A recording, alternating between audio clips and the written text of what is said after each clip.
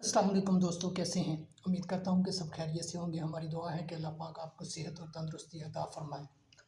दोस्तों, आज मैं आपके लिए बहुत ही ज़बरदस्त नुस्खा लेके आया हूँ, लेकिन आपने वीडियो को स्किप नहीं करना।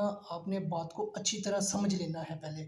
आप इधर-उधर के जो है वो टोटके नुस्खे आप ढूँढते रहते हैं, लेकिन आप कोई भी जो बंदा जब बात करता है ना, तो वो पूरी रिसर्च लेके आता है आप लोगों के लिए, ताकि आपको उससे पूरा फ़ायदा हो सके।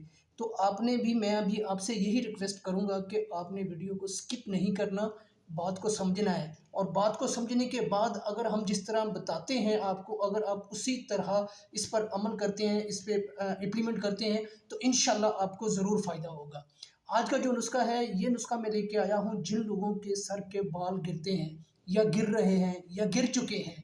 हाँ, उन लोगों के कि जो एक ख़ानदानी होता है कि जिनके बाल 18-20 साल, 25 साल के बाद गिर जाते हैं बिल्कुल, और फिर वो जो ख़ानदानी होते हैं ना, ये नहीं आते। इसके लिए फिर प्लास्टिक सर्जरी या इस तरह की वो की जाती हैं, तो तब जाके वो होता है। लेकिन जिन लोगों को ऐसा मसला नहीं है, किसी खुश्की सिकड़ी की वजह से बाल गिर गए हैं या फोड़े फिंसियों की वजह से अगर बाल गिर गए हैं, तो उस जगह बाल उगाना मकसूद है। आज जो नुस्खा मैं आपके लिए लेके आया हूँ, बड़ी रिसर्च के बाद ये नुस्खा आप लोगों के तक मैं आपकी खिदमत में पेश करूँगा। इससे इंशाल्लाह अगर आप इस नुस्खे को इस्तेमाल करेंगे, तो आपके सर के बाल इंशाल्लाह उगाएँगे। अगर नहीं उगेंगे, तो मैं बैठा हूँ, आप मेरा गिरेबान पकड़ सकते हैं। सर पर नए बाल उगाना। बालों के गिरने की बहुत सी वजूहात होती हैं। बालों को कमज़ोर और बेजान करने में खुश्की सिकरी का किरदार बहुत ज़्यादा होता है। बाज़ औक़ात सर में फोड़े फिंसियाँ निकल आती हैं, जिससे इन जगहों से बाल गिर जाते हैं और दोबारा नहीं उग पाते। इसके लिए जो आज मैं आपको नुस्खा बता रहा हूँ, इसके लिए आपको चाहिए सुरमा। सुरमा आप कोशिश करें कि आप किसी भी पंसार स्टोर से या बेशतर जनरल स्टोरों पे भी ये मौजूद होता है, तो आप देसी सुरमा खुद ले लें। लेके आप अपनी आँखों के सामने उसको घर में पीस लें। पीसने के बाद अब आपने इसको यूज़ कैसे करना है, उसके लिए आपको देसी लहसुन चाहिए। देसी सुरमा ओरिजिनल आपने बना बनाया नहीं लेना, क्योंकि सारी बात सुरमे पे आके जो है ना वो होती है। क्योंकि अगर असल फ़ायदा सुरमे ने देना है। अगर आपकी चीज़ ही असल नहीं होगी, तो आपको फ़ायदा नहीं होगा। इसके लिए आपने देसी सुरमा लेना है। लेने के बाद उसको पीस लेना है।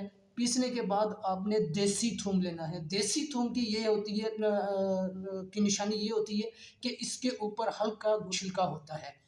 आजकल चाइना का आ रहा है, ये मोटा होता है बिल्कुल, लेकिन वो चीज़ वो इसमें भी असरात वैसे हैं, लेकिन जो असरात देसी के हैं, वो इसमें वो चीज़ें नहीं हैं। तो आपने देसी लहसुन लेना है।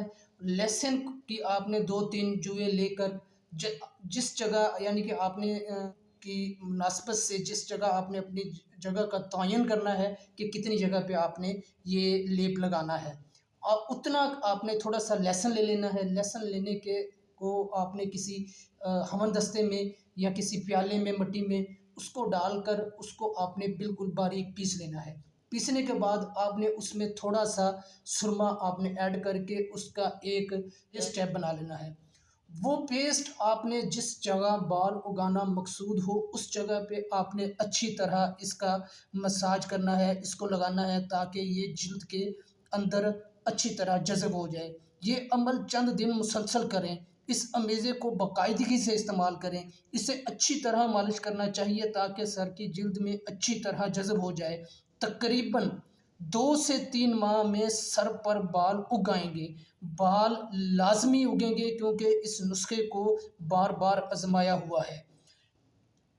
आपने बिल्कुल मायूस नहीं होना। अगर आप मुख्तलिफ़ हर्बल ऑयल यूज़ कर चुके हैं, टोटके नुस्खे यूज़ कर चुके हैं, लेकिन आपको फ़ायदा नहीं हुआ है, तो आप इस नुस्खे को आपने चंद दिन, ऐसे कह लें कि 2-3 हफ़्ते आपने मुसलसल इसको इस्तेमाल करना है। उस इस्तेमाल करने के बाद अगर आपके सर के बाल ना उगें, तो ये मेरा नंबर वीडियो के स्टार्ट में चलता है। आप मुझसे राब्ता कर लें, आपका जो भी खर्चा होगा मैं दूँगा।